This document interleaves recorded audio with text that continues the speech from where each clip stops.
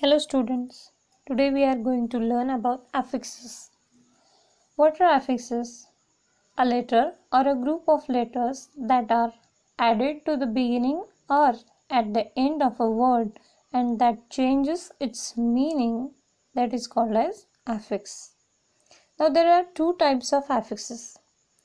First one is prefix and the second one is suffix. What are prefixes?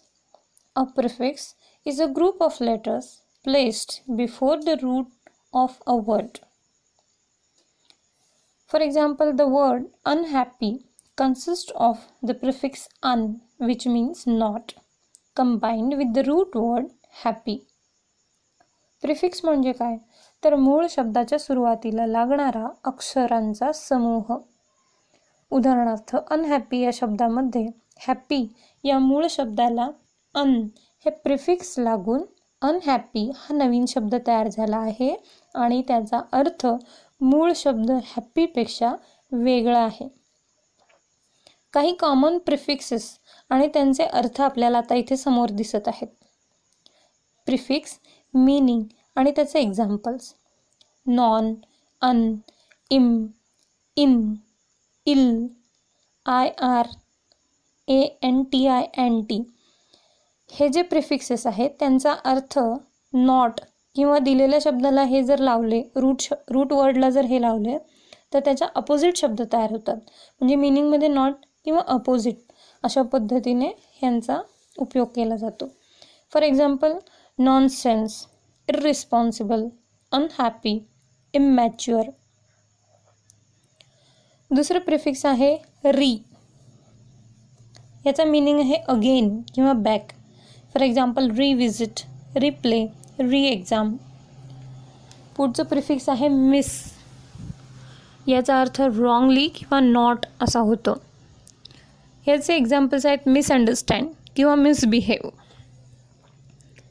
पुढचं prefix आहे D. याचा अर्थ reverse किंवा remove किंवा आउट ऑफ अशा पद्धतीने लागतो.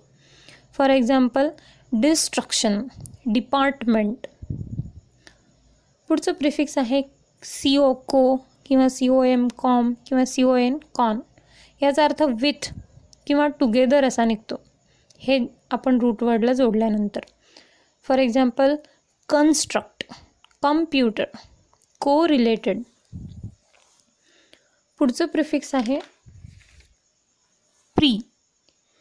प्रीचा अर्थ आहे बिफोर, प्रीमिक्स, प्रीपेड. पुढचं प्रिफिक्स आहे फोर, FORE. याचा अर्थ आहे before. For example forecast, foresight. पुढचं प्रिफिक्स आहे इंटर. याचा अर्थ आहे between two things. International, interact. पुढचं प्रिफिक्स आहे मिड, MID, मिड. त्याचा अर्थ आहे middle, in to middle of something. For example mid day, midway, midnight.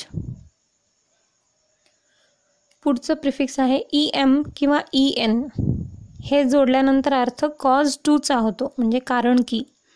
Embrace, emphasis, encode, encounter. पुढचं प्रिफिक्स आहे डिस, DIS, डिस. आणि त्याचा अर्थ आहे लॅक ऑफ किंवा अपार्ट किंवा रिव्हर्सल और नॉट किंवा नॉट म्हणून पण ह्याचा वापर केला जातो. For example disadvantage, disapproval. आता ही काही एक्झाम्पल्स आहेत. ह्याच्यापेक्षा जास्त प्रिफिक्सेस इंग्रजीमध्ये आहेत. आता ह्या प्रिफिक्सेसमध्ये जसे रूट वर्डला डायरेक्टली प्रिफिक्स जोडतात, तसेच हायफनचा वापर करून देखील प्रिफिक्सेस जोडले जातात. हायफन हे चिन्ह आहे. डॅश आणि हायफनमध्ये फरक आहे. हायफन समजून घ्या. हायफन दोन शब्दसमूहांना जोडतो, जो की आकाराने छोटा असतो आणि शब्दाच्या मध्यभागी असतो. प्रिफिक्सेस विथ हायफन्स 4 केसेसमध्ये होतात. हे कोणते आहेत? तर when prefix ends in the same letter as the root word begins. म्हणजे प्रिफिक्सचा शेवटचं अक्षर आणि रूट वर्डचं मूळ शब्दाचं पहिलं अक्षर हे दोन जेव्हा सारखे असतात, एकाच अक्षराने प्रिफिक्सचा शेवट होतो आणि त्याच अक्षराने रूट वर्ड जर सुरू होत असेल तर अशा वेळेस हायफनचा वापर केला जातो.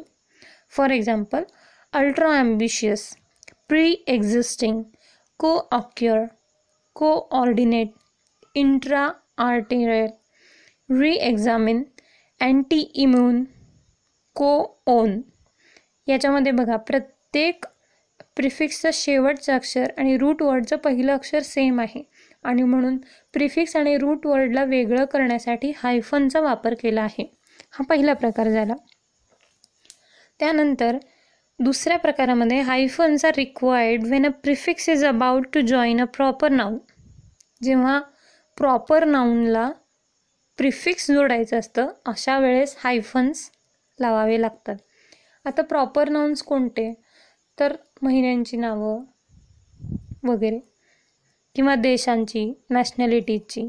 फॉर एक्झाम्पल, मिड जून म्हणजे जूनच्या मध्यात, तर हे सांगण्यासाठी मिड जून वापरतो आपण.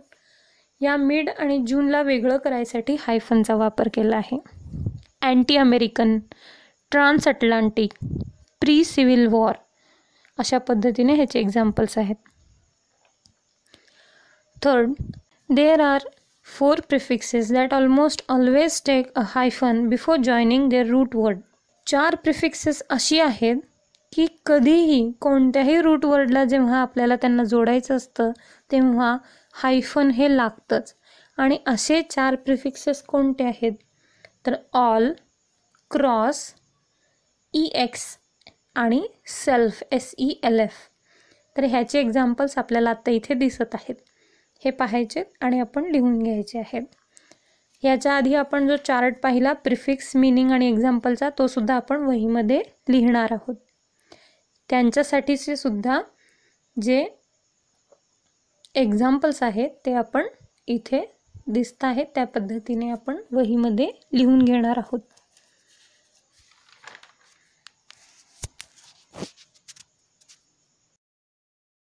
Now what are suffixes? Suffix is a letter or a group of letters that you add at the end of a word and that changes the meaning of the word or the way it is used. It indicates the grammatical case of nouns or adjectives and verb endings which form the conjugation of verbs. Suffixes म्हणजे काय, तर route वर्डच्या शेवटी लागणारा अक्षर किंवा अक्षरांचा समूह ज्याच्यामुळे शब्दाची जात कळते. कधीकधी ह्याच्यामुळे नाम, विशेषण आणि क्रियापदांचा काळ समजून घेण्यास मदत होते. त्याचप्रमाणे क्रियाविशेषणांचाही अभ्यास करता येतो. आता ही सफिक्सेस कोणकोणती आहेत, तर खूप आहे. ही आपण आता इथे परत एकदा एक टेबल पाहूया. सफिक्स, मीनिंग आणि एक्झाम्पल. AGE हे सफिक्स आहे, त्याचा मीनिंग आहे रिझल्ट असा होतो. Example, breakage. ANCE an action or state. Importance. ANT a person, assistant. EE a person, referee. ENCE an action or state. Difference. OR a person, for example teacher. ERY a type or place of work. BAKERY bakery. ESS makes a feminine form, waitress. FUL as much as, with, fill. Spoonful. ING an action or result, painting. ION a process, state or result. Decoration. IST a person, florist.